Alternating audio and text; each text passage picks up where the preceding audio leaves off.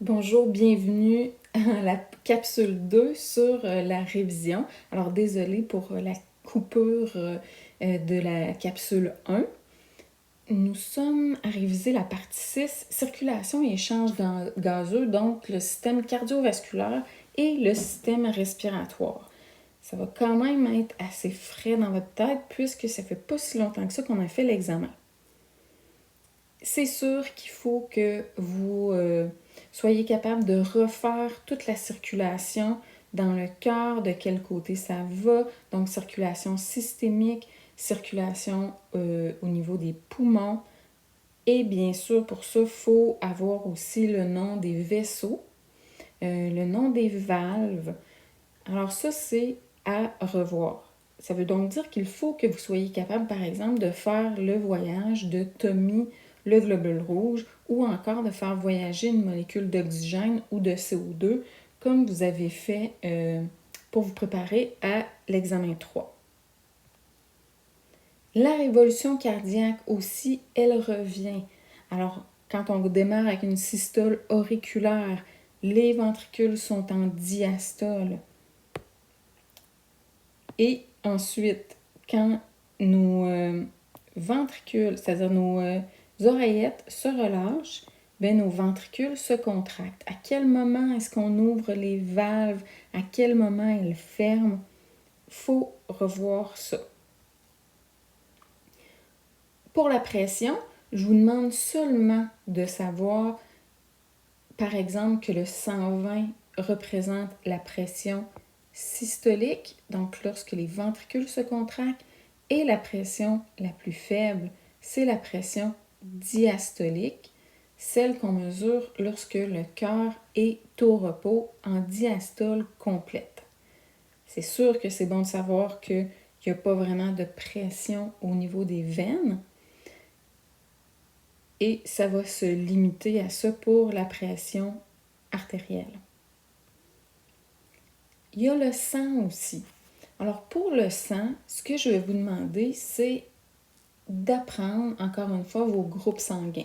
Anticorps, antigènes, qui peut recevoir du sang de qui et pour quelles raisons.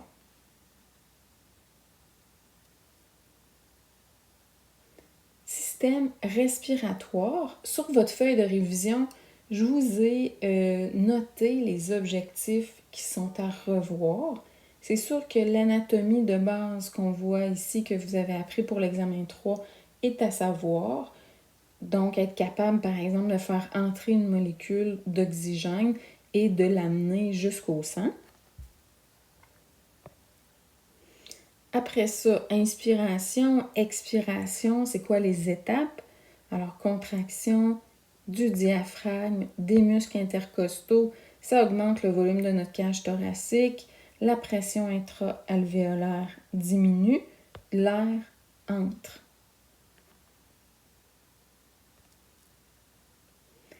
Quel est le stimulus déclencheur par excellence de la respiration? C'est l'augmentation de notre CO2 qui va amener une baisse de pH. Ça veut donc dire qu'il faut que vous ayez en tête là, la fameuse formule CO2 plus de l'eau qui se transforme en H2CO3. Ça ne restera pas comme ça. Ça va se transformer en HCO3- et en ion H+. Alors, le lien entre le CO2, les ions H+, et le pH, c'est à savoir.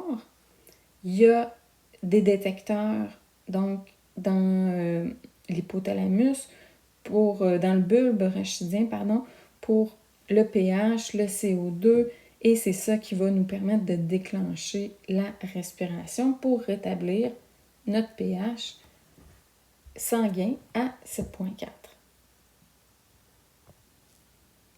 Cette courbe-là, elle est à comprendre. Alors, se rappeler que l'hémoglobine, comment elle réagit dans des pressions partielles d'oxygène différentes, que ce soit une pression partielle qu'on trouve au niveau des poumons, au niveau d'un tissu au repos, ou encore quand les tissus sont actifs, Donc, la capacité de l'hémoglobine à se désaturer et à fournir beaucoup d'oxygène lorsque la situation le demande. C'est sûr que ça va être des questions moins précises que dans l'examen. Maintenant, alors on a fait le tour de la partie 1 à la partie 6. Il reste partie 7 et partie 8. Comme indiqué sur votre feuille de révision, vous prenez les feuilles d'objectifs. C'est sûr qu'il va y avoir beaucoup de points qui vont être accordés à la partie 7 et la partie 8 parce que ces deux parties-là n'ont pas encore été évaluées. Ça veut dire qu'il va y avoir des questions très précises, là, comme pour les examens précédents.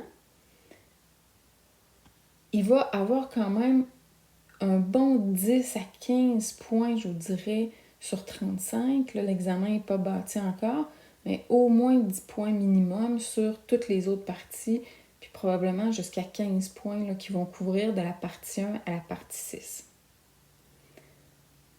On essaie de faire des liens entre tout ce qu'on a vu durant la session. Cette figure-là, c'est une belle figure qui nous permet aussi de faire des liens entre l'énergie lumineuse, les végétaux qui font la photosynthèse à partir de ce que nous, on rejette, à partir de ce que les organismes qui font de la respiration cellulaire rejettent dans l'air, donc du CO2 et de l'eau. Les végétaux sont donc capables de créer des molécules organiques que nous allons ingérer. C'est notre énergie chimique à nous, avec l'oxygène qu'elles produisent par photosynthèse.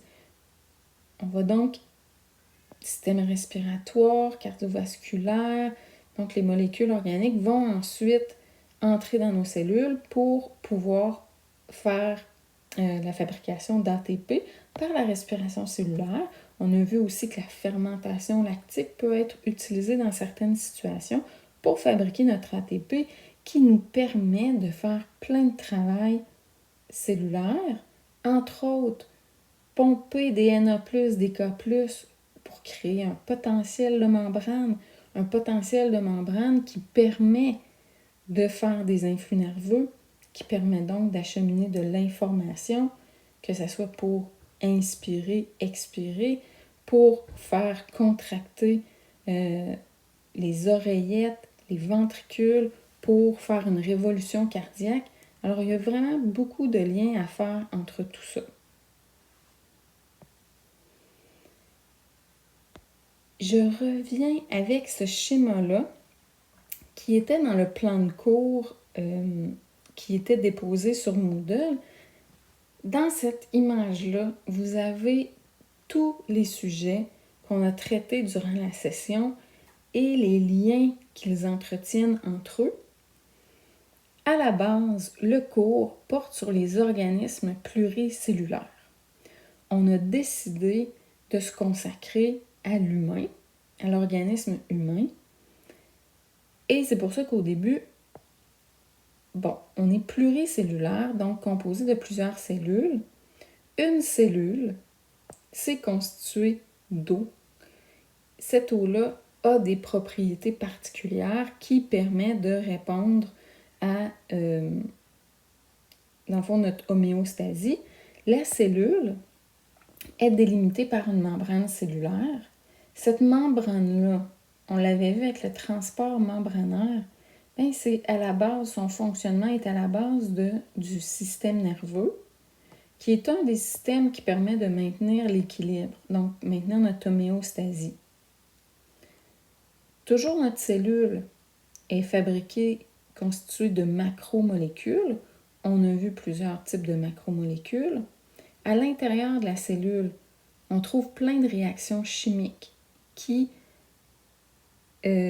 permettent la fabrication d'ATP, qui vont incorporer des enzymes. On a vu comment ces enzymes-là agissent.